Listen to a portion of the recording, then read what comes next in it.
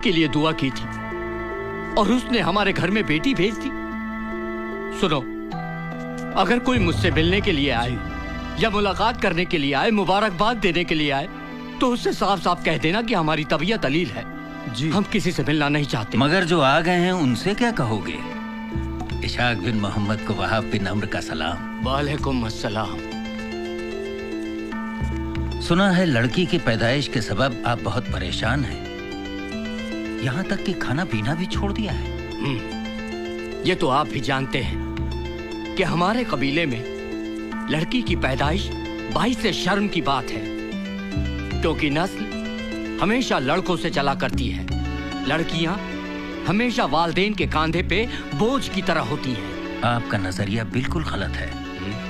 हमारे पैगंबर सरवरे कायनात सल्लल्लाहु अलैहि वसल्लम के घर भी बेटी पैदा हुई थी, मगर उन्होंने तो कभी अपनी बेटी से नफरत नहीं की।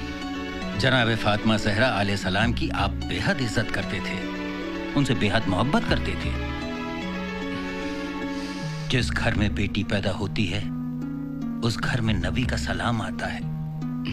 बेटी खुदा की रहमत होती है। इशाक, जरा सोचो तो, अगर इस खूबसूरत सी बच्ची के बजाय अल्लाह ने तुम्हें मुझ जैसा पागल दीवाना बेटा दिया होता तो क्या करते?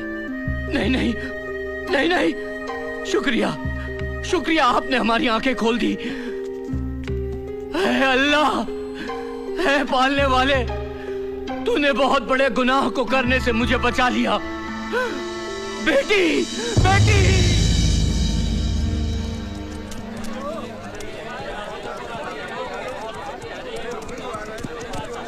हाय अल्लाह, कितना अच्छा है तू। ले रख ले। सलाम बोलो। वालेकुम सलाम। नहीं नहीं, रख ले, तेरे काम आएगा। शुक्रिया शुक्रिया। आजकल बहलोल बहुत दानिशमंदी की बात करने लगा है। वो रहा बहलोल।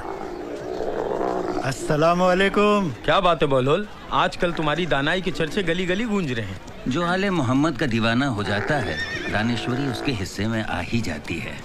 अच्छा, इसका मतलब ये हुआ बहलोल कि तुम जमीन और आसमान दोनों जहां की भी खबर रखते हो। मैं हर उस चीज की खबर रखता हूँ जिसकी खबर तुम्हारे खलीफा को नहीं है।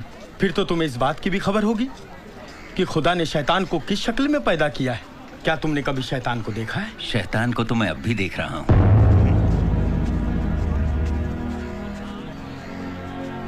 भाई, शैतान को तो हम भी देखना चाहते हैं, जरा हमें भी दिखाओ। शैतान को आप इस पानी में देख सकते हैं या घर जाकर अपने आईने में।